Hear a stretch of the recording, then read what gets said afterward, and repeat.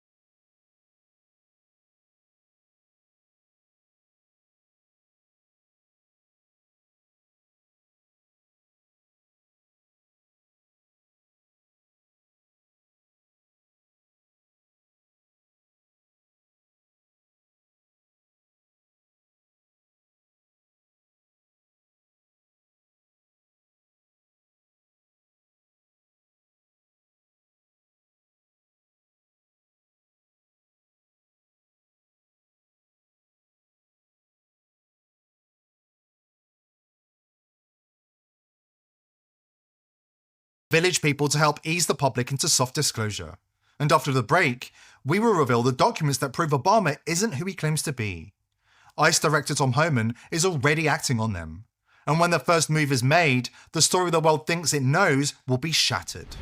Now we're going beyond the headlines, beyond the speeches, beyond the carefully crafted public image of Barack Hussein Obama. Because behind the awards, the polished appearances, and the veneer of respectability lies a truth so explosive it demands accountability, the kind only a military tribunal can deliver. And no, this isn't about the usual debates over birthplace. This is about identity, the numbers and the paper trail. The very things that, when properly scrutinised, make a sitting tribunal necessary. Take the social security number linked to Obama. By all logic, by all precedent, it shouldn't exist. There was a man, Harry J. Brunel, a Russian immigrant born in 1890, who died in Hawaii decades later. His social security number dormant and unclaimed. At the time, Obama was a teenager living with his grandparents in Honolulu. His grandmother working in the probate office where death records and estate files passed through. Now imagine this. A young man with political ambitions suddenly using a number that legally belonged to somebody else. A number never meant to be reassigned, never meant to be noticed. This isn't a clerical error, this is the kind of deception that military prosecutors are trained to uncover. And now, with tribunals authorised and JAG attorneys moving into position in DC, that number and every related document is under intense scrutiny. Because when the gavel falls, the law will act. And no one, not even Barack Hussein Obama, is untouchable. You looked at the documents that he provided online. His tax returns. I mean, it's not just any document. His official tax returns that he filed with IRS. And you took his social security number and you e-verified that through what database? Both E-Verify and SSNVS. There are two major organizations, official agencies of the Social Security Administration that can be used to check whether it's a valid Social Security number. E-Verify and SSNVS. I have here the papers. I'll be happy to give you them so you can post it online. Both show that the Social Security number that Barack Obama is using or used in 2009 in his tax returns, which is 042684425, was never assigned to him. Mr. Harris Brunel spent most of his life in Connecticut, which is why his social security number begins with 042, a prefix strictly designated for residents of that state. Barack H. Obama, he never lived in Connecticut, never worked there, never studied there, and by all logic, there is no reason his social security number should start with 042. Absolutely none. And yet somehow, it does. This anomaly has the JAG attorneys in DC taking notice. Every misassigned number, every anomaly, every trace of manipulation is under scrutiny by those convinced we're dealing with a career fraud of the most serious kind. The first three digits in the Social Security number signify the state. 042 was assigned to the state of Connecticut. Only last year they were randomized by Obama administration, but until then were assigned by the states, so it was suspicious right away, and it was confirmed by multiple investigators. Yes, indeed, the number that he's using most of his life is a number that was never assigned to him. We actually found who was it was assigned to. It was an individual born in 1890 who was an immigrant in this country. He came from Russia, actually. His name is Harrison J. Brunel. The gentleman had no children. When he passed away, he had no children, and apparently his death was never provided to either Social Security Administration or to the state of Connecticut where he lived, and this number was assumed by Barack Obama from about 1986. This is an ordinary social security fraud, because Obama didn't only use one fraudulent number, he used two. And the second? That's where the mask starts to slip. It belongs to the deceased mother of Harry C. Ballantyne, Chief Actuary of the Social Security Administration. Not a random citizen, not some obscure paper trail. The mother of a man in charge of the very system meant to safeguard Social Security numbers. Coincidence? Impossible. There's no way that Obama could use that number without inside help. It's a signal, a flex, a quiet reminder that the system protects its own. How do you think that he was able to pull that off? Yes, it's a good question. We found that also at some point he used another Social Security number. And what's important about it, that it was assigned to one Lucille Ballantyne, the mother of Harry C. Ballantyne, the Chief Actuary of the Social Security Administration. Obama wouldn't be that bold to use the Social Security number of the deceased mother. This is the deep state leaving fingerprints all over the crime scene. They were bold because they thought they were untouchable. But times have changed. The global elite are being pushed out of DC. And crimes once hidden beneath layers of bureaucracy and media cover-ups are now being exposed in plain sight. For Barack Obama, that spotlight is scorching. The case is moving fast, and President Trump has made it clear. Military justice is now on the table. With each new revelation, the pressure mounts. Every anomaly, every inconsistency, every hidden record strengthens the case against Obama, and the momentum is unstoppable. Right now, Obama's official White House birth certificate is being scrutinized under military review. Each misaligned layer, each digital irregularity adds fuel to the fire, evidence that military prosecutors now see as more than just a curiosity. For the JAG attorneys preparing tribunals in DC, this is a key piece in a dossier that paints a picture of systemic deception, fraud, and high-level cover-ups. We're on, I just type in Obama certificate. Here, I'll just type it in, enter. Here you go. Obama certificate, long form PDF. This says the White House, or the Obama White House archives.gov. This is the official .gov website, okay? This is Obama's birth certificate, supposedly. But what I'm about to show you is gonna blow your mind. Like I'm downloading it right now. We're downloading it.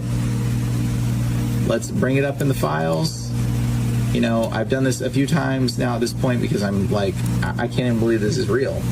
So, and let's open this up in Illustrator, okay? In Illustrator. And I'm like thinking, okay, well, that's, you know, it could be legit, except for, wait a second, there's bounding boxes on here. So you can delete the bounding boxes and in Illustrator, and if you delete them, you can move the entire background document off of the page. And you can literally separate it, and you can see that this is the original document with the original text on it, that this has been completely photo edited, and they put this ghosting effect on here. Oh, wow. And this is like, I can't even believe this. And even the background's been edited because this pattern just repeats like it was on the page, but it like curls around. I don't know what that's about. That's weird. But all of this is separated. These are separate window boxes. This is from the White House's website. Look, I literally just downloaded this. And look, it's like crazier than that. Look, the entire document has separation components. Like, their date stamps are two tonal different colors. Like, they can be moved separate. Like, I'm just blown away. I'm blown away at how terrible of a Photoshop job this is. There is like some artifacting things here, it looks like. This is literally, look, some weird artifacting thing to try to make it look more legit or something. I don't know. I mean, this is insane. Like, this document is clearly a faked document. How come nobody has bothered to look at this document and say, hey, that might not be legit? How come seriously no designer with any experience looked at this and go, yeah, it looks a little funny. You see this glow around the text? That's clearly photo editing. Like, I'm just blown away right now. Like, this is insane. And then not only that, like, I'm really good at this. Let's just put it that way. Like, and then let's open this in Photoshop in this thing. Now, edit PDF. They've literally, I noticed that PDF can even detect the background, even in the PDF viewer, can detect that it's separate and different. So you guys can like do this yourself. You don't even need to have Illustrator. It knows that the background layers have been edited and modified. So who is Barack Hussein Obama? His own family, including older brother Malik, claims he's been lying about everything, including where he was born. The Columbia 83 political science graduating class and their professors never met him. And he's been using a fake birth certificate and dead people's social security numbers his entire life. This man is a construction, engineered in the shadows of the intelligence community and deployed to dismantle America from within. And we haven't even touched on the mountain of evidence, including official government documents, that Barack Obama's wife Michelle is actually a biological male. Where does the deception end? After years of cover-ups, sealed records and media complicity, the walls are finally closing in. With Tom Homan, ICE, and now JAG on the case, Barack Hussein Obama may finally face the reckoning long denied. And when the truth about the deep state's puppets comes fully into the light, it won't just be Obama on trial. It'll be the entire corrupt network that built him, protected him, and put him in power. Justice is no longer a dream, it's on the horizon. Here at The People's Voice, we're determined to continue exposing the crimes of the global elite, but we need your help. Subscribe to the channel, tell your friends and family about us, and join the People's Voice Locals community for exclusive and uncensored content. We can't do it without you.